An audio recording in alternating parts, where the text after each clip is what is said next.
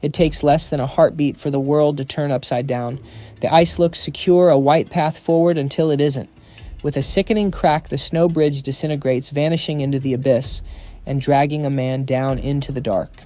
That fraction of a second changed everything on Nanga Parbat. This isn't just any peak, it is the infamous Killer Mountain, a beast that demands a blood price. It took the legendary Karl Unterkircher, leaving his two teammates stranded in the unforgiving death zone with a nightmare scenario. They were faced with an impossible binary remain, where they were paralyzed by grief and doomed to freeze alongside their fallen leader, or attempt the unthinkable pushing higher toward the summit in a blind gamble for survival. This catastrophic moment sparked a 9-day descent into madness on one of the most hostile vertical faces known to man. But to understand the tragedy, we have to rewind the clock. Long before the icefall, the story starts amidst the roar of engines and the sharp chemical tang of gasoline. Picture a dim garage where a young man is buried under the hood of a car. Meet Karl. To the casual observer, he is just a hard-working mechanic from South Tyrol, his knuckles permanently stained with motor oil and grease. Yet the second he wipes his hands and steps into the daylight, the workshop fades away. He looks up and his entire reality shifts. Looming above the village rooftops are the jagged limestone teeth of the Dolomites. They stare down at him, ancient and inviting. It is a silent conversation between the man and the rock, a magnetic pull far louder than any revving engine he left behind in the garage. Karl's playground was the breathtaking Val Gardena. Like most kids born in the shadow of the Alps, he spent his childhood chasing soccer balls through green pastures and tearing down snowy slopes, on skis blending in perfectly with the local rhythm. Then came the 15th year, the turning point. He placed his hands on a sheer vertical face, and it wasn't child's play anymore. It was an awakening. He wasn't just scrambling, he was climbing. The sensation of cold granite against his fingertips and the dizzying drop below unlocked something primal. A rush of absolute liberty washed over him. In that heartbeat, the soccer field and the ski piste became irrelevant. Karl knew, with terrifying clarity, exactly what he was put on this earth to do. That spark exploded into an inferno of dedication. Even mandatory military service couldn't ground him. Instead, the Army recognized his gift, placing him in an elite paratrooper division, where he transitioned from student to teacher, instructing fellow soldiers on how to stay alive in high-altitude terrain. As an instructor, he drilled discipline into his very bones, pushing his endurance past the red line. He understood early on that the mountains are indifferent judges. They do not forgive errors. It was a lesson etched into his psyche. By 1997, the hobby had evolved into a career. Unterkircher endured the punishing examination process to secure his badge as an internationally certified mountain guide, joining the ranks of the elite. This meant he now held the lives of clients in his hands on vertical walls. Back home, his reputation solidified into granite. He took the helm of the prestigious Kehrer Climbing Club and assumed the presidency of the Ute Alpine Dolomites rescue team. Whenever the siren wailed and trouble brewed in the high peaks, Karl was the spearhead. He was the first one out the door orchestrating operations to pluck victims from nature's most lethal snares. To the outside world, his existence in Val Gardena was idyllic. He was the pillar of the community, a trusted guide, a savior in emergencies, and a devoted husband to his stunning wife, Silke. It was a postcard-perfect life. On the surface, he was the picture of calm rationality. But beneath that composed exterior burned a hunger that could not be sated. He had memorized every crag and crevice of the Dolomites. He had mastered the local stone until it offered no new secrets. His gaze shifted to the horizon thousands of kilometers away, where the true giants scraped the stratosphere. He looked toward the death zone, realizing that everything up to this point was merely a warm-up. The real game was waiting. If you were to unfold a map of the Dolomites today, you would need to sketch in 30 fresh lines. These are routes where, before Karl, there was nothing but terrifying blank voids. During the 1990s, while the herds flocked to the popular trade routes, Karl treated the mountains as his private laboratory. He stared at walls that others dismissed as unclimbable and found invisible staircases in the smooth vertical rock. He was a purist dedicated to an uncompromising code of honor known as clean style. Karl rejected the drill and the bolt, refusing to scar the mountain to make his ascent easier. It was just him and the rock fair and square. However, the Dolomites are limestone cathedrals. To conquer the world's highest peaks, one must master the art of ice. So Karl bid farewell to his valley and headed for the Western Alps to test himself against the legendary faces of ice and snow. He stood in the shadows of the great North Faces Mont Blanc, the Weisshorn Gran Paradiso. In these arenas, the sun is a stranger, and a perpetual bone-chilling cold rules the landscape. The environment here is treacherous and shifting. A snowfield that feels like concrete at breakfast can turn into a deadly slush trap by lunch. On these classic European walls, Karl developed a sixth sense, learning to read the mountain's mood and predict rockfalls before they shattered the silence. He rarely ventured into this domain alone. He chose partners cut from the same cloth-hardened men from his home region who spoke his dialect and understood his mindset without needing to say a word. When you are lashed to a vertical wall, the gear matters less than the man standing next to you.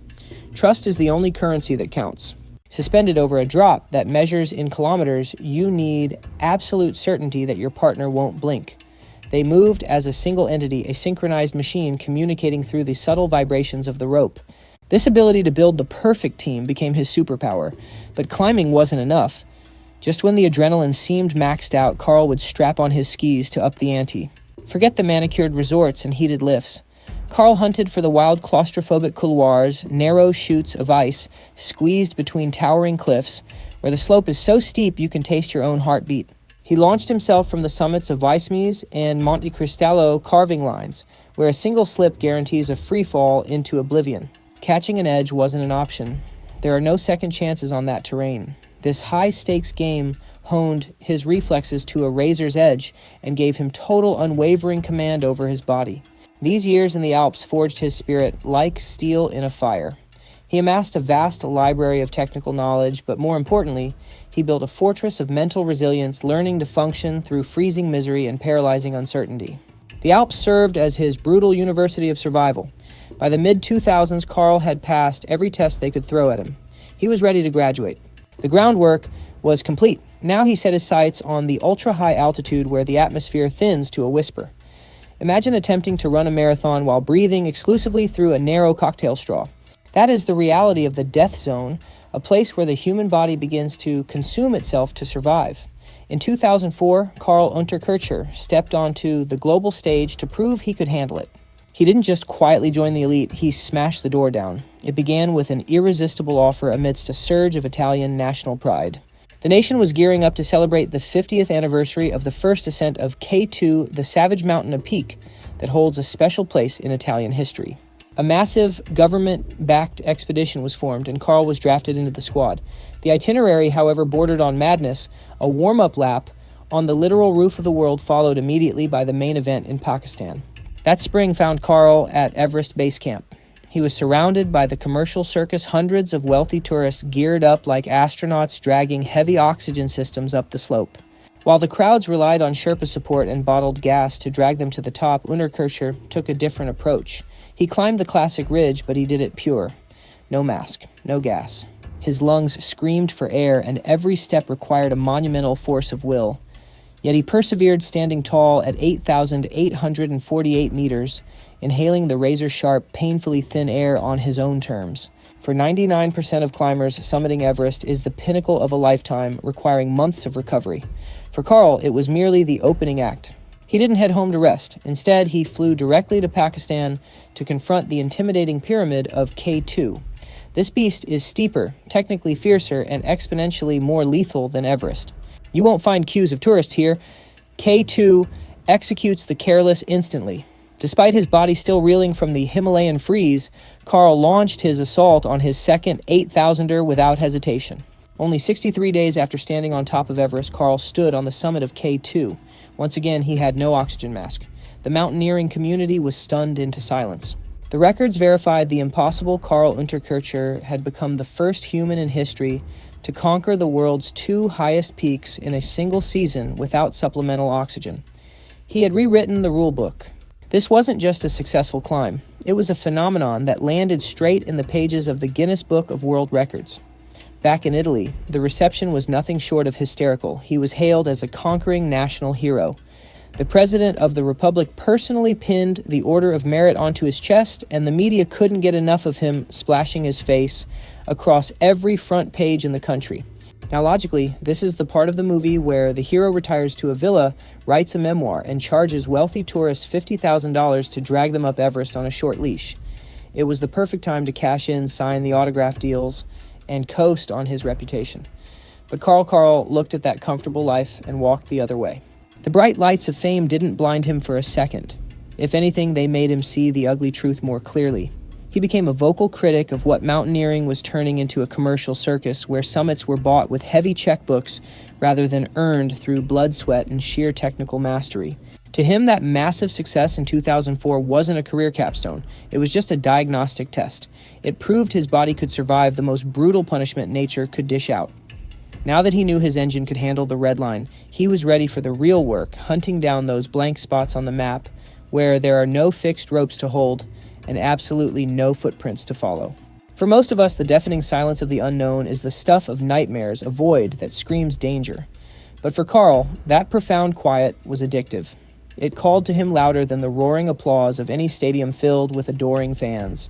After shattering world records and proving his dominance, the entire global climbing community had a script ready for him. They expected him to join the rat race for the crown of the Himalayas, the prestigious yet predictable quest to collect all 14 peaks above 8,000 meters. It is the standard highway to mountaineering stardom. You sign the lucrative sponsorship contracts, you stand in line on fixed ropes like you're queuing for a roller coaster, and you walk in deep frozen trenches carved out by hundreds of boots before you. It's a path so well trodden you could almost navigate it blindfolded. But Unterkircher pulled a maneuver nobody saw coming. He took a sharp, aggressive turn away from the limelight, stepping off the brightly lit stage and disappearing into the dangerous shadows where the cameras don't go.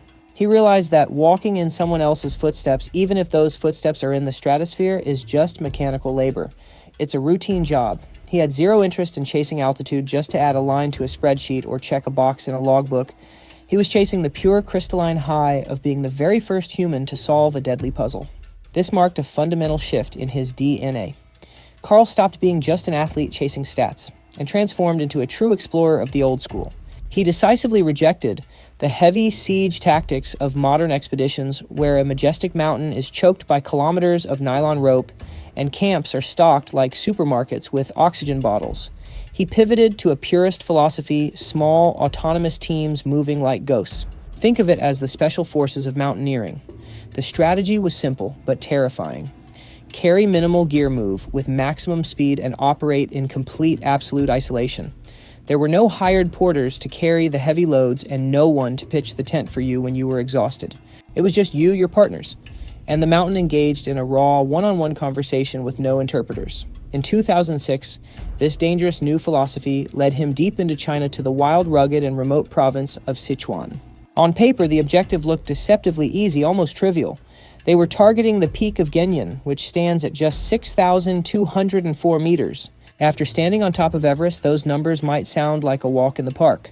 But anyone who knows the mountains understands that danger isn't measured by a ruler. This peak was a phantom, a beautiful, deadly trap waiting to spring. Before Karl's arrival, only a single Japanese expedition had ever touched this mountain way back in 1987. Since then, for nearly 20 years, the mountain had stood like an enchanted fortress, repelling all intruders and remaining completely unbreachable. Unterkircher knew he couldn't do this with just anyone. He assembled a squad he could trust with his life, literally. He recruited Walter Nones and Simon Kehrer men who were ready to share the glory of victory, but more importantly, were willing to share the mortal risk of dying alone on the ice. They didn't just want to climb it, they wanted to climb it the hard way. They chose a route that no sane person had seriously considered, the North Ridge. It wasn't just a climb, it was a blind leap into the absolute unknown. They had zero intelligence on the route, no detailed topographic maps, no notes on where the hidden crevasses lay, and no warnings about which couloirs were prone to avalanches. They had to forge every single vertical meter themselves, reading the complex chaos of the terrain in real time like trying to decipher a book written in an alien language while hanging by your fingertips. The ascent turned into a brutal grinding test of technical skill and gut instinct, pushing them to their absolute limits. There was no guides broad back to hide behind when the wind picked up, and no radio to scream into for a rescue helicopter. The group moved in pure alpine style, which meant burning their bridges. There was no easy way to retreat. The North Ridge hammered them with a harsh cocktail of bulletproof ice and unstable snow, demanding flawless technique with every swing of the axe. When they finally hauled themselves onto the summit, the moment was heavy with history. They had completed only the second ascent ever of this sacred mountain, but they had done it on their own terms, blazing a completely unique trail. This success was the validation Karl needed. It proved once and for all that his theory was correct. The true gold of alpinism isn't found where the tourists flock to take selfies. It's hidden in the terrifying places where others are too afraid to even look. 20 hours. That is 20 hours of non-stop vertical purgatory. That is how long it takes to drag yourself from the base to the summit when you forfeit the right to sleep or rest. In the spring of 2007, Karl Unterkircher returned to Nepal, but this time he brought some heavy artillery. He wasn't just with a partner, he was with a living legend. He teamed up with Hans Kammerlander, the man who had once been his mentor and teacher, but who now stood beside him as an equal. This powerhouse duo, combining decades of experience with untamable energy, set its sights on one of the most beautiful and intimidating riddles in the Himalayas. Their target was Josemba Peak. Standing at 7,350 meters, the mountain looks like a mathematically perfect pyramid, but Karl wasn't interested in just walking up the easy side. He was magnetized by the south face, a gigantic near-vertical wall of ice and rock that had until that moment swatted away every climber who dared to approach it. The geography of the wall was a nightmare. There were no flat spots to set up intermediate camps, no ledges big enough for a tent. It denied them the right to a second chance. Either they climbed the wall in a single massive push, or the wall would claim them. The pair decided on a tactic that bordered on suicidal madness. They committed to a non-stop push. They launched themselves up the wall, knowing that stopping meant freezing to death. They climbed hour after grueling hour, swapping the lead, driving their tools into concrete, hard ice, and crumbling, unreliable rock. The sun set, the temperature plummeted, and the bone-chilling cold set in, but they kept moving with the precision of machines. On May 22nd, after a devastating 20-hour assault on the vertical, Unterkircher and Kammerlander stood at the highest point. They stood there, lungs burning, absolutely certain that their boots were the first to ever crunch on this pristine snow. But down below, waiting for them at sea level, was not just triumph, but a murky fog of doubt and politics. The world of high-altitude alpinism isn't just a brotherhood of rope and ice, it's a nest of egos and disputes. Soon after their return, rumors surfaced that a Slovenian team claimed to have already reached the summit back in 2004. A quiet, bitter war of words began. The Slovenians insisted the summit was theirs, but their evidence was as hazy as the morning mist clinging to the peaks.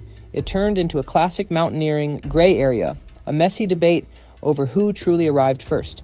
In this situation, most climbers would have launched a loud, aggressive media campaign, screaming from the rooftops to defend their title. But Karl handled the controversy with a rare grace. He refused to turn the majesty of the mountains into a petty courtroom drama. For him, the trophy wasn't the record. It was the act of climbing that wall. It was the purity of the route itself, a physical fact that no amount of arguing could change. Unterkircher left the bickering to the historians and the journalists, preferring to trust the reality he had seen with his own eyes. He didn't waste a calorie of energy on verbal sparring because he knew a simple truth. The mountain doesn't change its shape based on who writes what in the newspapers. His victory was the wall he conquered, and that was something no one could confiscate. Now, most professional athletes need months of physical therapy and rest after looking death in the eye like that. Karl Unterkircher didn't even have time to unpack his laundry. A mere 8 weeks drifted by after that grueling assault in Nepal, and he was already standing at the foot of the next giant, restless for more. July of 2007 saw him arrive in the harsh, unforgiving terrain of the Kehrer. Before him loomed Gasherbrum, 2 and 8,000er that many elitists dismiss as accessible or easy. But Karl wasn't looking at the tourist route. He fixed his gaze on the north face, from the Chinese side, a grim, icy bastion that rose up like the defensive wall of a citadel, guarding the edge of the heavens. This wasn't a commercial expedition. It felt more like a covert military operation. Together with Daniele Bernasconi and Michele Compagnoni, Karl entered a zone of absolute isolation. There were no rescue choppers on standby here, and definitely no Sherpas waiting with hot tea.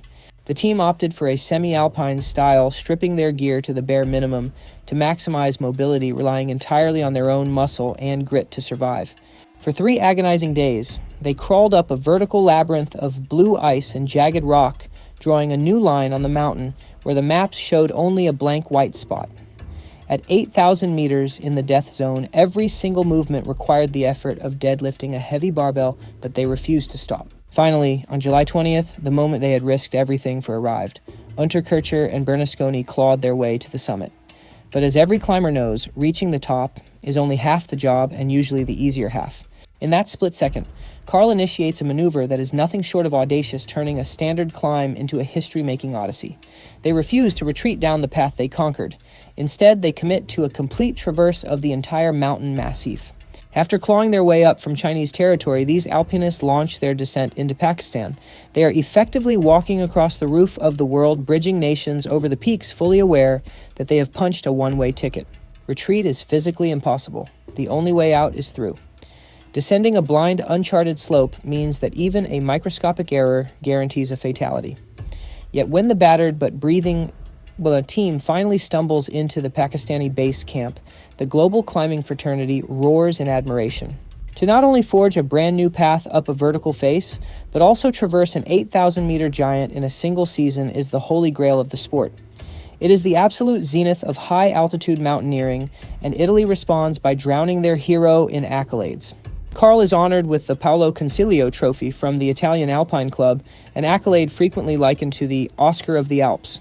With this, his status shifts from respected climber to certified legend. He transcends the label of a gifted boy from the Dolomites to become a titan within the global extreme sports aristocracy. At this moment, Unterkircher is standing on the absolute summit of his professional existence. People speak his name in hushed tones, convinced that gravity somehow cuts him a break, that it denies everyone else. But as history shows, a bureaucrat's ink stamp can sometimes alter a man's destiny faster than a catastrophic avalanche ever could. In the year 2008, geopolitical red tape collides with the laws of nature. With the Olympics approaching, China locks down its peaks, and the team's permit for Gasherbrum 1 is suddenly null and void. 99% of climbers would cut their losses and board a plane home, but Karl is wired differently. Instead of quitting, he unfolds his maps and hunts for a new objective in Pakistan, planting his finger firmly on Nanga Parbat. True to his nature, he bypasses the established paths. He targets the Rakyot face, a 4,000-meter vertical nightmare of ice and rock, where no human being has ever successfully drawn a direct line. The wall resembles a tsunami frozen in time, stretching endlessly into the stratosphere. Standing at base camp, Karl stares up at this icy fortress, and his trademark swagger dissolves into heavy, silent introspection. During these quiet days, he pours his darkest thoughts into his journal, scribbling lines that will eventually serve as a haunting epitaph for a life lived on the edge. He muses that human existence is merely the interval between birth and death, describing it as a riddle for which the key has never been handed to anyone. It is not the chest-thumping arrogance of a sportsman, but the solemn resignation of a philosopher peering into the void.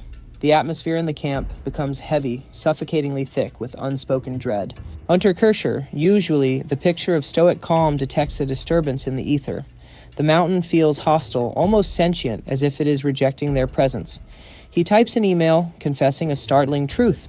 The smartest move right now would be to pack up and leave. He admits that retreating is the only guarantee of safety. Karl places the danger on one side of the scale and his experience on the other, watching them oscillate wildly. However, the inertia of an expedition is a powerful force. The team is on site, their blood is acclimatized, and the gear is racked. In that same message, Karl begins to argue against his own gut instincts. Everything has gone smooth so far, so why turn back now? It is the classic gambler's fallacy, the momentum of past success masking the reality of present danger. They mistake luck for control and decide to push forward. They rationalize their fear as adrenaline rather than a survival warning. Karl shuts his computer, grips the shaft of his ice axe, and steps toward the wall, convinced that fortune is still holding his hand. The scorching heat of the lowlands vanishes, replaced by the bone-chilling breath of the high glaciers, as the trio Karl Unterkircher, Walter Nones, and Simon Kehrer steps into the arena.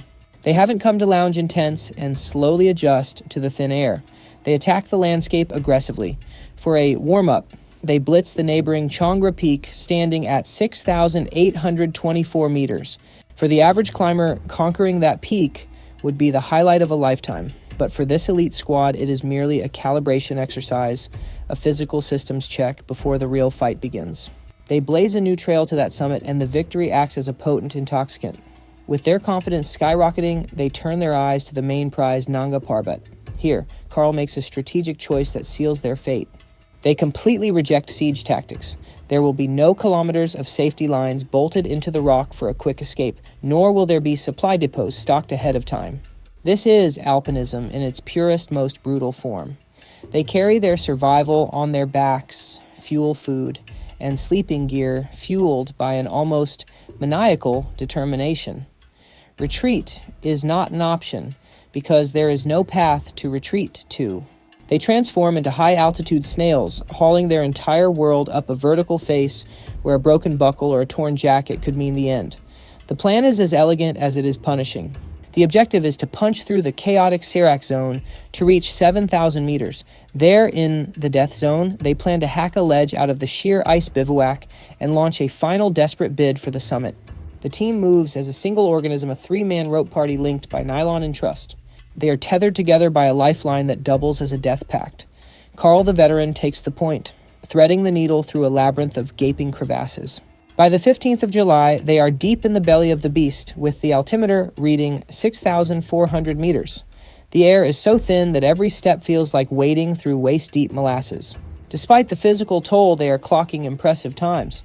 The surface is a treacherous cocktail of sugar snow and bulletproof ice, but for masters of their caliber, it is just another puzzle to solve. They are surrounded by a colossal amphitheater of white silence. The mountain seems dormant, bathed in sunlight, offering them a seductive window of perfect weather. They feel invincible, convinced that the technical crux of the climb is still thousands of meters above them near the summit ridge, not here. The trio continues to ascend mechanically, driving crampons and axes into the slope, playing their game on this gigantic frozen chessboard. But then the mountain flips the board. On July 15th, the atmosphere on Nanga Parbat shifts with terrifying velocity. 1 minute the route is clear, the next they are swallowed by a suffocating gray ghost. Heavy wet snow begins to fall like a curtain, erasing the horizon and blending the sky into the ground. Visibility crashes to absolute zero. They are trapped in a whiteout, a milk bottle world where up and down become indistinguishable. Worse, they are navigating the most volatile section of the face, riddled with overhanging ice towers and hidden fractures. It is a minefield of ice. Above them, seracs weighing hundreds of tons groan under the stress, ready to shear off and obliterate anything in their path. Yet the most immediate assassin is hiding directly beneath their boots. The glacier is split by deep fissures, now perfectly camouflaged by the fresh layer of snow. Karl, assuming the burden of leadership, is out in front.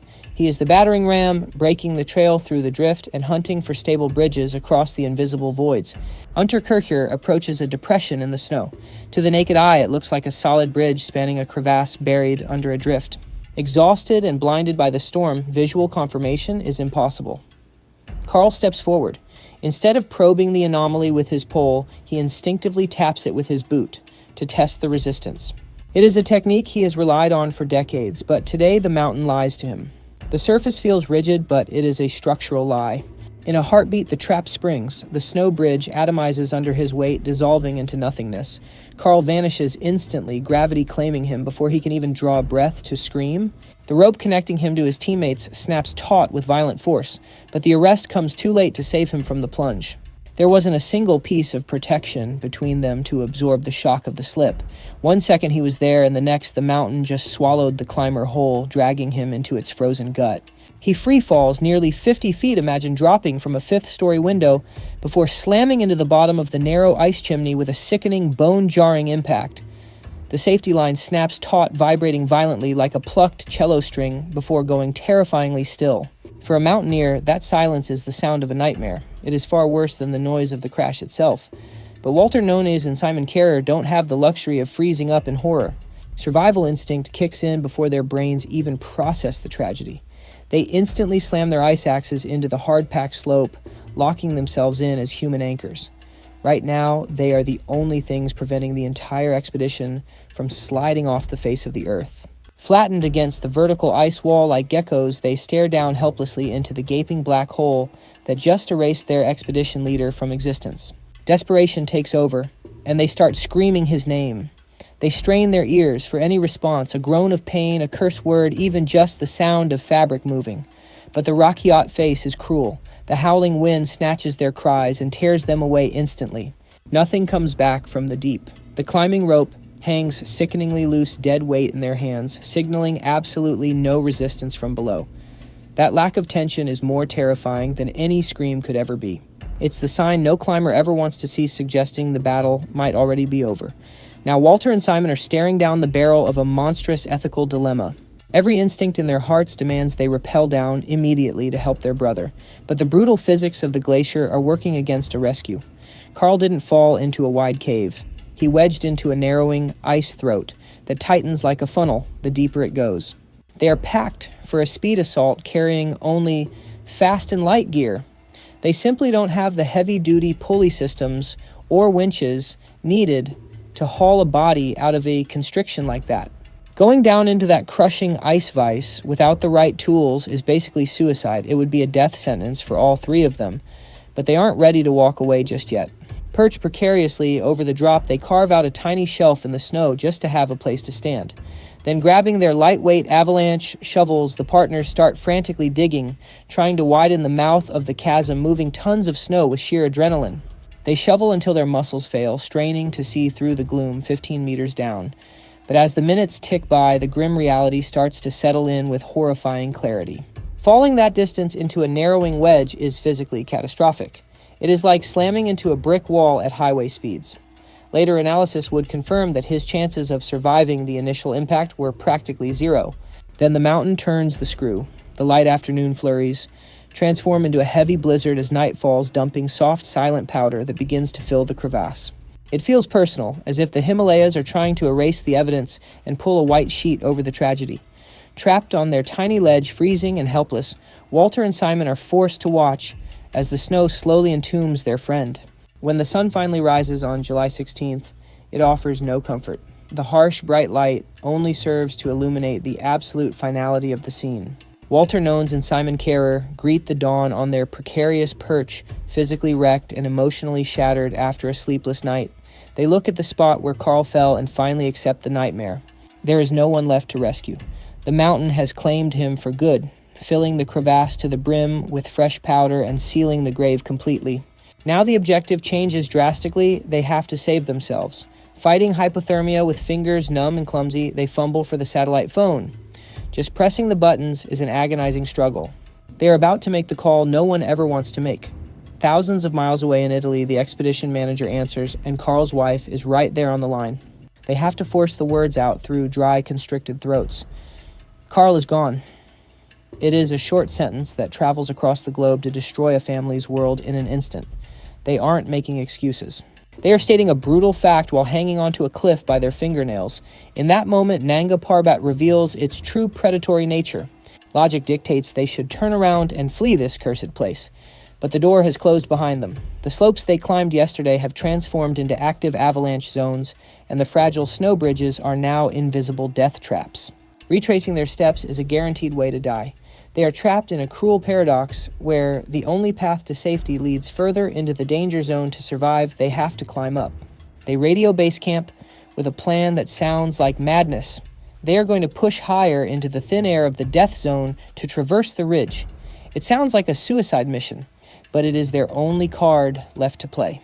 The challenge is staggering: another 1,000 meters of vertical climbing on uncharted ice, completely leaderless, traumatized, and running on empty tanks. Then the situation goes from bad to catastrophic. Just as they transmit their location and mention leaving the dangerous Serac zone, the satellite phone screen fades to black. The blinking red light gives up the ghost. Dead battery. The link to the outside world snaps shut, and the digital silence hits them harder than the mountain wind. They are now ghosts on one of the deadliest peaks on Earth. No weather updates, no coaching, no voice of comfort, just two men against the elements. It is just two exhausted humans against a giant that has already taken their friend and now watches them with cold indifference. But while they fight for every breath up high, a massive rescue machine is starting to turn down below. Their home country isn't leaving them to die. The news hits Italy hard, and the absolute elite of the mountaineering world mobilize instantly. A dream team assembles fast, spearheaded by legends like Silvio Mondinelli and Maurizio Gallo. These are guys who understand that minutes cost lives at high altitude. By July 17th, wheels are up for Pakistan. The diplomatic channels open, and the Pakistani military jumps into the fray, deploying helicopter pilots who have nerves of steel and experience flying in the brutal Karakoram currents. Fast forward to July 19th, and the aerial search is underway. A helicopter scans the vast, blinding white face of Nanga Parbat, and soon the pilots spot something miraculous near the silver saddle. 2 microscopic dots. They are moving. They are still alive. But seeing them is the easy part. Getting them out is a logistical nightmare.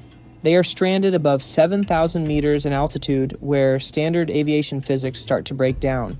The atmosphere is so thin up there that the rotors can barely bite into the air to keep the bird steady. If the pilot tries to hover for a winch rescue, the helicopter will drop like a stone. The pilots know a direct extraction is impossible, but they also know that leaving these men without supplies is practically signing their death warrant. So the crew attempts a maneuver that belongs in an action movie. The pilot pushes the engine to the red line, screaming past the slope on the knife edge of a stall. With the cabin door open and freezing air blasting inside, the rescuers kick out a lifeline. A survival pod tumbles out into the void, aiming for the slope. It hits the snow just yards from the climbers, a miracle delivery containing high-calorie food gas cartridges to melt snow and the holy grail of fresh satellite phone. For Walter and Simon, this is a gift from the gods. The game has just changed completely. Now they can generate heat and hydration, but the biggest win is the connection. The crushing isolation is finally over. That audacious flyby bought them a fighting chance. Hearing a friendly voice on the line cuts through the despair, bringing with it a renewed will to live. They power up the new device and hear Silvio Montanelli. It isn't just sympathy, it is a tactical roadmap to survival from a master who knows every rock and crevice in these mountains. Montanelli gives it to them straight. Their only viable exit strategy is to aim for the Silver Saddle, Schieber, a notorious pass located high up on the mountain's ridge. But there is a cruel twist to this advice. To get down, they first have to go up way up to a staggering altitude of 7,400 meters. For these men who are physically wrecked and psychologically reeling from the sudden death of their teammate, the news is devastating. After shivering through multiple nights on the sheer face of the mountain, the idea of climbing higher feels nearly impossible. Yet the grim reality sets in. It is their solitary key to survival. Summoning the last shreds of their willpower, the climbers begin the grueling vertical crawl toward the heavens. The pace is agonizingly slow as they have to consciously force their bodies to perform every single movement. When they finally crest the ridge and cross over, the landscape shifts, and the vast, terrifying expanse of the Diamir face sprawls out before them. They have stumbled onto the classic route, the standard path taken by commercial expeditions, and right there, protruding from the ice and rocks, they spot something that looks better than gold trash. Old faded ropes left behind by previous teams now look like the most beautiful sight in the world. In any other context, these frayed lines blowing in the wind would be garbage, but here they are, a lifeline. Walter and Simon clip their carabiners onto the weathering gear, without hesitation putting their total faith in ropes that have been rotting in the UV light for who knows how long. It is a massive gamble, clipping into gear with unknown structural integrity, but it is a necessary risk to beat the mountain. With a renewed sense of purpose, they begin their rappel down the Kinshofer route, meticulously working their way from one deserted camp to the next. However, Nanga Parbat has a reputation for cruelty, and it is not ready to release them just yet. The weather turns violent again, pinning them down and forcing them to wait out a blinding storm. They are losing precious daylight, and their exhaustion compounds with every freezing hour that ticks by. At this point, their body's energy reserves are completely bankrupt, and the cold is seeping deep into their marrow. Without intending to, they are executing one of the most difficult maneuvers in mountaineering, a traverse. This means battling up one face of a mountain and managing to descend a completely different side. Usually, a feat like this is done for sporting glory, and world records a project prepared for over years of training. But the situation with Nona and Kehrer is entirely unique. This is a forced march across an 8,000-meter giant undertaken not for medals or magazine covers, but for the basic biological urge to not die. They are crossing one of the highest peaks on Earth, not as conquerors, but as fugitives, barely escaping an icy trap before it snaps shut. Suddenly, a sound cuts through the thin air, the thwack, thwack, thwack of rotor blades. It becomes the most beautiful symphony they have ever heard. On the 24th of July, this nightmarish 9-day marathon finally begins to draw to a close. Walter Nones and Simon Kehrer stumbled down to 5,700 meters. They look like ghosts hollowed out and barely recognizable shadows of their former selves. For a human being, this altitude is still incredibly dangerous, but for a helicopter, it is just within the workable flight envelope. The steel birds of the Pakistani Air Force swoop in, returning to finish the job. These are the same machines and pilots that had bravely dropped supplies into the abyss days earlier. Now they are landing to pick up the ultimate payload: human lives. As the helicopter's skids kiss the rocky landing zone, the rescue team gets their first look at the true cost of this ordeal. The men dragging themselves out of the cabin are not the glossy, confident athletes you see in sponsor advertisements. They are survivors who have peered over the edge of existence. The medical team immediately swarms them. The damage is immediately apparent. Simon Kehrer is diagnosed with severe frostbite. The cruel high-altitude temperatures have taken a heavy toll on his extremities. Walter Nones is in a state of catastrophic exhaustion. His eyes are sunken deep into his skull, and his body has cannibalized every last reserve of fat and muscle, sustained only by sheer adrenaline and willpower. They made it out alive, but the mountain exacted a terrible tax for their release. Yet amidst the high fives and tears of relief, a heavy, suffocating silence hangs over the group. 2 men walked out of that helicopter, but 3 men went up the mountain. Karl Unterkircher is not coming home. His journey ended miles above the earth. He found his final resting place deep inside a glacier, entombed within the very same silent, icy cathedral he was so eager to explore. Nanga Parbat, often called the Mountain of Fate, lived up to its dark nickname, keeping the expedition's leader forever in its frozen grip. Back at base camp, the inevitable, agonizing question starts to circulate: can we get him back? Can his body be brought home so his family can say goodbye? The answer comes from Silvio Montanelli, the rescue coordinator and one of the most respected alpinists on the planet. His verdict is as harsh as the strike of an ice axe against granite, but it holds the grim truth of the high mountains. He confirms that the accident zone is a fortress. It is completely inaccessible. Any attempt to organize a retrieval expedition into that chaos of overhanging seracs and bottomless crevasses would be a suicide mission for a new team. Risking the living to recover the dead at that altitude is a taboo that no professional dares to break. The glacier holds its secrets, tightly moving like a slow river of ice grinding centimeter by centimeter downwards. Karl has effectively become part of the geography merged with this majestic and merciless nature. For the climbing community on the ground, it is a moment of deep humility before the power of the elements. But while the blades of the rescue helicopter cool down on a rocky patch in Pakistan, a different kind of storm is spinning up back in Europe, a media storm. The sacred silence of the high peaks is instantly replaced by the deafening roar of printing presses and 24-hour television broadcasts. News of the tragedy spreads across the globe like wildfire. Major media outlets from Rome to London run with screaming headlines. Journalists are quick to dig up Nanga Parbat's bloody history, recalling its reputation as one of the deadliest mountains on Earth to spice up the narrative. The press eagerly seizes on the dramatic story, painting a picture of a ruthless peak that has once again claimed a victim to satisfy its lethal reputation.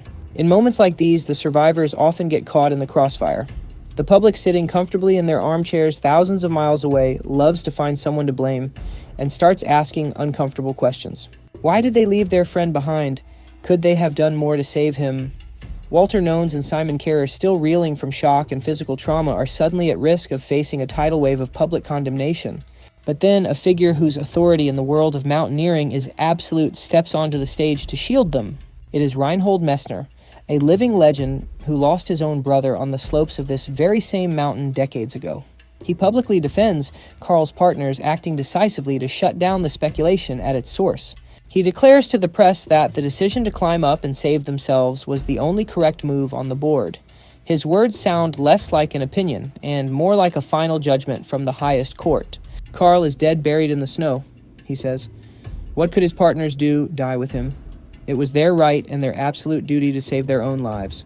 He explains the brutal arithmetic of the death zone to the general public, clarifying that any attempt to evacuate a body from that icy trap would have simply guaranteed the deaths of 2 more people. This voice of reason instantly cools the heads of the critics. But the most important words come not from the experts, but from the family. Silke Unterkircher, the wife of the fallen climber, shows an incredible strength of character that silences the room. Instead of lashing out or looking for someone to blame for her grief, she publicly supports Walter and Simon. In an interview, she states firmly, "I am sure they did everything they could." That sentence puts a definitive end to any ethical debate. She refuses to play the role of accuser, understanding that the mountains do not forgive mistakes, but they also bear no malice. They are simply indifferent. In the end, the official version of events is ruled a tragic accident caused by the objective dangers of the mountains. There are no investigations, no accusations of negligence. The expert community agrees on the cause. It was a fatal combination of an unstable snow bridge and a sudden turn in the weather. Most mountain tragedies eventually become dry statistics in a spreadsheet, but the story of Karl Unterkircher refuses to be just an archival entry. 2 years after that fateful snowfall, his name returns to inspire new heroes. In 2010, a landmark event takes place in the climbing world. They established the International Karl Unterkircher Award. But this isn't just a trophy for speed records or technical difficulty. It is an award for the spirit of adventure. The jury looks for those who follow the same philosophy of playing a fair game with the mountain. Symbolically, the very first recipient is the famous Swiss machine Wally Steck. By accepting this award, the elite of the sport acknowledge that Karl was one of them, a visionary who set the trends. Karl's death and the miraculous rescue of his friends also forces a change in the very approach to organizing expeditions. This drama becomes a harsh but effective lesson for the entire community. The story proves that in the modern era, heading out on a difficult route without a reliable satellite connection and a GPS tracker is absolute madness. That single frantic transmission from the very top of the world and the terrifying silence that followed when the device slipped and the line went dead ultimately became the catalyst that pulled 2 other souls back from the brink of oblivion. In the wake of that harrowing event, carrying redundant backup communication arrays is no longer just a recommendation. It has evolved into the absolute non-negotiable gold standard for safety in the death zone. Karl never set out to become a martyr for the sport yet. Without ever intending to, he may have secured the survival of countless future mountaineers through the tragedy of his own passing. His final struggle forced the entire climbing community to pause and rigorously reevaluate how seriously they treat their technical equipment, proving that the most vital safety regulations are often written in the ink of profound loss. However, the most profound inheritance he leaves behind is not found in manuals or gear lists, but in something far more intangible and spiritual. Karl Unterkircher stands immortalized in the history books as the definitive icon of pure alpinism, a philosophy that values the integrity of the ascent far more than the accolade of the destination. He was the last of a dying breed representing a raw era where a climber would face the thinning air without relying on supplemental oxygen tanks, without a battalion of support staff to carry the load, and without the arrogant desire to crush nature at any price. He did not look at the peaks as enemies to be defeated in war. He sought a respectful dialogue with the mountain. His signature style, moving light, striking fast, and remaining honest to the challenge, has since become the sacred benchmark for a completely new generation of explorers. Karl Unterkircher never made the journey back to his family, but he has not truly vanished. He has become woven into the very fabric of these majestic peaks forever. He remains there as their eternal sentinel, a silent guardian of the high snows, continuing to live on in spirit for as long as his story is told and his legend is remembered by those who look up toward the sky.